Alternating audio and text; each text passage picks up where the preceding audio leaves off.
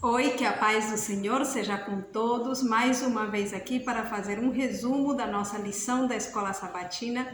Lembrando que este resumo não tem o objetivo de substituir o estudo pessoal da lição da Escola Sabatina. Então, cada qual devemos estudar pelo menos uma pergunta por dia em casa, tá bom? Junto com a nossa família, sempre orando ao Senhor antes de estudar, estudando todos os dias, tendo a nossa Bíblia sempre do nosso lado, porque a Bíblia é a palavra de Deus, é a base da nossa fé. E também, depois de estudar a pergunta, né, sublinhar aquelas partes mais importantes e também tirar lições para a nossa vida diária, o que nós podemos aprender para nós. Bom, dito isto, vamos passar para a nossa lição, que leva por título O Complô. Esse é o título da nossa lição desta semana. E bom, sabendo que esta lição é a continuação da anterior, a primeira pergunta diz: o que o tribuno fez no dia seguinte e com quem se reuniu? Se a gente lembra, eles tinham pegado Paulo, o tribuno pegou Paulo porque o povo estava querendo matar ele. Então ele rapidamente com os soldados pegou ele e levou preso. Então, o que ele fez no dia seguinte é a pergunta. E aqui em Atos capítulo 22 e o versículo 30 diz: no dia seguinte, querendo saber ao certo a causa por que era acusado pelos judeus, soltou-o das prisões e mandou vir os principais dos sacerdotes e todo o seu conselho, e trazendo Paulo, o apresentou diante deles. Então, o que ele fez? Soltou das prisões a Paulo e o levou, né? Aqui está respondida já as duas perguntinhas ao mesmo tempo. E com quem se reuniu? Se reuniu com o conselho dos sacerdotes, né? Todo o seu conselho, e trouxe a Paulo para que fosse apresentado diante deles. Vamos para a pergunta 2. Tudo está relacionado, assim que no final vamos falar um pouquinho das lições que nós aprendemos. Por que Ananias, o sumo sacerdote, ordenou que Paulo fosse ferido e como Paulo reagiu? Atos capítulo 23, versículo 1 ao 3, eu vou ler somente as partes da resposta. Diz: e pondo Paulo os olhos no conselho, disse: varões irmãos, até o dia de hoje tenho andado diante de Deus com toda a boa consciência. Mas o sumo sacerdote Ananias mandou aos que estavam junto dele que o ferissem na boca. Então, nós vemos aqui que o apóstolo Paulo começou a falar e o sumo sacerdote mandou dar eu entendo que foi dar um tapa na boca dele, né? Então, como Paulo reagiu agora? Vamos ver, lá diz: então Paulo lhe disse: Deus te ferirá, parede branqueada. Tu estás aqui assentado para julgar-me conforme a lei, e contra a lei me mandas ferir? Agora, a primeira partezinha eu não expliquei muito bem. Ali diz por que Ananias, o sumo sacerdote, mandou ferir Paulo. Bom, ali nós vemos que ele estava falando, o apóstolo Paulo estava falando que ele estava de boa consciência diante de Deus já há muito tempo. E como ele estava preso, e eles, como uma pessoa criminosa, então como é que ele ia dizer que estava de boa consciência diante de Deus? Então é como que no momento que ele diz: varões, irmãos, até o dia de hoje tenho andado diante de Deus com toda a boa consciência, ardeu em raiva o caráter deles, e então o sumo sacerdote mandou ferir ele. E ali então nós já vimos como é que ele reagiu. Ele disse: Deus te ferirá, parede branqueada. Tu estás assentado para cumprir a lei, e contra a lei me mandas ferir? Pergunta número 3 agora. Ao defenderem o sumo sacerdote, o que Paulo respondeu? Como é que eles defenderam? Atos 23, 4 diz: e os que ali estavam disseram: injurias o sumo sacerdote de Deus? E Paulo disse: não sabia, irmãos, que era o sumo sacerdote, porque está escrito: não dirás mal do príncipe do teu povo. Então, quando eles falaram para Paulo que ele era o sumo sacerdote de Deus, como ele respondeu, ele disse: desculpem, Praticamente foi isso que ele disse, né? Perdão, eu não sabia que ele era o sumo sacerdote de Deus, porque está escrito que a gente não tem que falar em contra de um príncipe do povo. Na outra perguntinha diz aqui, na realidade não ignorava quem era Ananias. O que pretendia sabendo que o sinédrio estava dividido? Bom, eu creio que Paulo realmente ele não conhecia que ele era o sumo sacerdote, mas o que pretendia sabendo que o sinédrio estava dividido? Ele sabia que haviam saduceus e que haviam fariseus, então eles tinham dois pensamentos diferentes.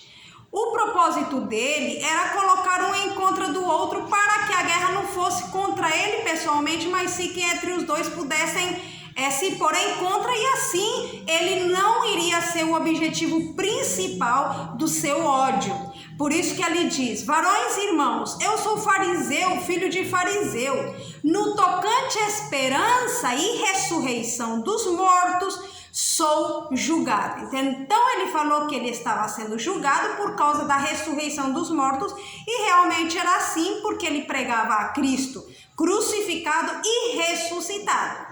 Vamos ver ali na pergunta 4 o que criam os fariseus e também os saduceus e por que Paulo utilizou estratégia. Em Atos capítulo 23, o versículo 8 diz, porque os saduceus dizem que não há ressurreição, nem anjo, nem espírito, mas os fariseus reconhecem uma e outra coisa. Então, nós vemos aqui que os saduceus não acreditavam na ressurreição, nem em anjo, nem em espírito, e os fariseus sim acreditavam nessas coisas. Então, por isso, quando o apóstolo Paulo disse, eu estou sendo julgado por causa da ressurreição, então os fariseus começaram a se contradizer com os saduceus, e aí o ódio que estava indo somente contra Paulo começou uns a defender Paulo e os outros a irem contra dele. Que palavras de encorajamento o Senhor lhe falou? Vamos ver, Atos 23, 11, diz assim, e na noite seguinte, apresentando-se-lhe o Senhor, disse, Paulo, tem ânimo, porque como de mim testificaste em Jerusalém, assim importa que testifiques também em Roma. Então, o Senhor lhe deu palavras de ânimo, dizendo, tenha ânimo, porque assim como você testificou em Jerusalém, assim também vais testificar em Roma. Ali na notinha, diz uma parte, diz, a causa de Cristo estava muito perto do coração de Paulo, e com grande ansiedade, pensava nos perigos das igrejas espalhadas, expostas como estavam às perseguições de homens, precisamente como os que encontrara no conselho do Sinédrio. Com angústia e desfalecimento, chorou e orou. E nesta hora tenebrosa, o Senhor não se esqueceu do seu servo e então deu aquelas palavras de ânimo a ele. Quão importante é orar aos pés do Senhor quando estamos em aflição. A conspiração. Aqui nós vemos que o título da nossa lição é o complô. E justamente é sobre isso que nós vamos falar, que o complô ele tem como um sinônimo a conspiração, né? Então aqui nós vamos ver qual foi esse complô. Pergunta 6. Que trama os mais de 40 homens armaram contra Paulo? E quem os ouviu e o que fez? Vamos ver. Atos 23, versículo 12 diz, quando já era dia, alguns dos judeus fizeram uma conspiração, aí está o complô, e juraram dizendo que não comeriam nem beberiam enquanto não matassem a Paulo. E eram mais de 40 os que fizeram esta conjuração, olha aí. Então, que trama os mais de 40 homens armaram contra Paulo? Eles juraram que não comeriam nem beberiam até que não matassem Paulo. E se nós lemos a continuidade dos versículos, porque aqui está nos dando o versículo 12 até o 21, que não vou ler tudo por causa do tempo, ali diz que eles quiseram falar com o tribuno para trazer ele, como que eles queriam saber algo mais sobre Paulo, mas o objetivo deles é que enquanto o tribuno trazia Paulo para esse lugar, no caminho eles matariam Paulo. Quem os ouviu e o que fez? Alguém ouviu essa conspiração, essa trama, esse complô? Quem foi essa pessoa que ouviu? Lá no versículo 16 diz: e o filho da irmã de Paulo, tendo ouvido acerca desta cilada, foi e entrou na fortaleza e o anunciou a Paulo. Então, quem os ouviu? Quem o ouviu foi o filho da irmã de Paulo. E o que ele fez? Na hora ele entrou na fortaleza e anunciou a Paulo o que eles estavam tramando. Bom, para que possamos entender mais um pouquinho aqui, depois Paulo, ele pegou e falou para o centurião que esse garoto tinha algo que dizer ao tribuno. Então, ele levou o menino ao tribuno e o tribuno perguntou para ele o que era e ele contou tudo para o tribuno. Então, agora nós vamos para a pergunta 7, que nós vamos ver o que fez o tribuno ao saber desta conspiração. Como o tribunal se organizou para colocar o apóstolo a salvo de seus inimigos? Quais eram os verdadeiros motivos dos judeus para matar o apóstolo Paulo? Bom, Atos capítulo 23, o versículo 23 diz: e chamando 2 centuriões, lhes disse: aprontai para as 3 horas da noite 200 soldados e 70 de cavalo e 200 lanceiros para irem até Cesareia e aparelhai cavalgaduras para que, pondo nelas a Paulo, o levem a salvo ao governador Félix. E aí ele escreveu uma carta também para Félix contando as coisas. Então, como o tribunal se organizou para colocar o apóstolo a salvo de seus inimigos? Ele chamou 2 centuriões, mandou aprontar 200 soldados, 70 de cavalo e 200 lanceiros para irem até Cesareia e ainda mais mandou aparelhar cavalgaduras para que, pondo nelas a Paulo, o levassem a salvo até o governador Félix.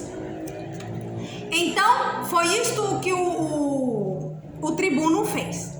Bom, nós vemos aqui uma partezinha na nota que diz assim: Lisias imediatamente decidiu transferir Paulo de sua jurisdição para a de Félix, o procurador. Como um povo, os judeus estavam num estado de agitação e irritação e eram frequentes os tumultos. Bom, vou ler já lá na última parte da notinha, diz: os judeus haviam acrescentado mais um crime ao tenebroso catálogo que marcava a história deste povo. Haviam endurecido ainda mais o coração contra a verdade e tornado mais certa a sua condenação. Então, a outra perguntinha é: quais eram os verdadeiros motivos dos judeus para matar o apóstolo Paulo? O que eu entendo, eles tinham ódio contra o apóstolo Paulo, mas por que esse ódio? Para mim, segundo essa notinha, a última parte da perguntinha, é porque eles tinham endurecido o seu coração. Esse era o motivo. Eles tinham endurecido o coração contra a verdade e então, ao não aceitarem a verdade, tinham ódio daquele que pregava a verdade.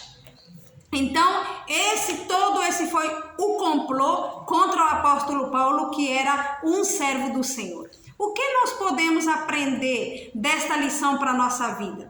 Nós vemos lá nas primeiras perguntas, quando Paulo foi levado lá para aquele interrogatório diante daquele povo que o odiava, tem uma parte da nota que diz que ele permaneceu calmo em meio à tribulação. Nós também devemos permanecer calmos em meio à tribulação, mas como permanecer calmos em meio à tribulação? Somente dependendo de Jesus, orando. O Senhor Jesus também, na hora X, na hora em que estavam já para matar ele, antes dessa tribulação, ele permaneceu em muita oração a Deus e foi Deus quem deu a calma para ele. A mesma coisa tem sido com todos os seus servos. Quando eles têm sido odiados, quando têm sido perseguidos, quem dá a calma e quem dá a paz é o Senhor Jesus. Outra lição que nós aprendemos é que nós devemos respeitar as pessoas de mais autoridade. O apóstolo Paulo, mesmo que ele falou a verdade acerca do sumo sacerdote, que era tipo uma parede branqueada, ou sepulcro branqueado, que dizem outras versões, querendo dizer que ele por fora era uma coisa, mas por dentro era outra, mesmo assim, quando ele percebeu que era o sumo sacerdote, ele se desculpou, porque ele sabia que ele não poderia tratar assim uma pessoa de alta autoridade. Assim também, nós também devemos ser humildes e aprender a aceitar outras autoridades. Não que a gente tenha que fazer o que eles mandam fazer de errado, mas sim respeitar e tratar de um jeito certo. Isso é válido tanto para os pais, como para os dirigentes da igreja, como para dirigentes ou autoridades do governo. Nós sempre devemos ser humildes e aprender a respeitar. Outra coisa também que nós vemos aqui é que a união faz a força. A desunião torna fraco o nosso propósito. Nós vimos que Paulo se aproveitou disso. Quando os saduceus e os fariseus estiveram em contra um do outro, não conseguiram mais fazer tão forte a guerra contra o apóstolo Paulo. Mesmo que aquilo era para coisa errada, nós podemos essa lição tomar para o jeito certo. Se nós na igreja somos unidos, vamos poder fazer frente a muitas coisas e poder levar o evangelho melhor a outras pessoas. Mas se nós somos desunidos, vai acontecer como aconteceu com os saduceus e os fariseus, que não conseguiram o seu propósito. Outra lição que eu vejo aqui é que no meio da tribulação, a oração é a solução. Como nós vimos que o apóstolo Paulo estava atribulado, pensando nas igrejas, ele orou, chorou e o Senhor o animou. Então é algo muito importante nós acudirmos sempre ao Senhor em oração. No meio da tribulação, a oração é a solução. Outra lição que eu aprendo é que devemos nos humilhar sempre diante de Deus e não endurecer nosso coração a ponto de rejeitar a verdade e os que a levam como os judeus. Os judeus, eles se opuseram à verdade, o seu coração se endureceu de tal maneira que queriam até assassinar aqueles que levavam a verdade. De que lado estamos nós? De que lado queremos nós estar? Se nós queremos estar do lado da verdade, precisamos nos humilhar na presença de Deus. E que o Senhor possa colocar no nosso coração o ânimo, a força, a unção do seu Santo Espírito e que jamais sejamos do lado dos perseguidores, mas sim do lado dos perseguidos, porque os filhos de Deus, eles serão perseguidos quando eles seguem realmente a verdade. Que Deus possa abençoar a cada um de nós e que sempre sejamos daquelas pessoas que nos colocamos do lado da verdade, e essa verdade é Jesus Cristo.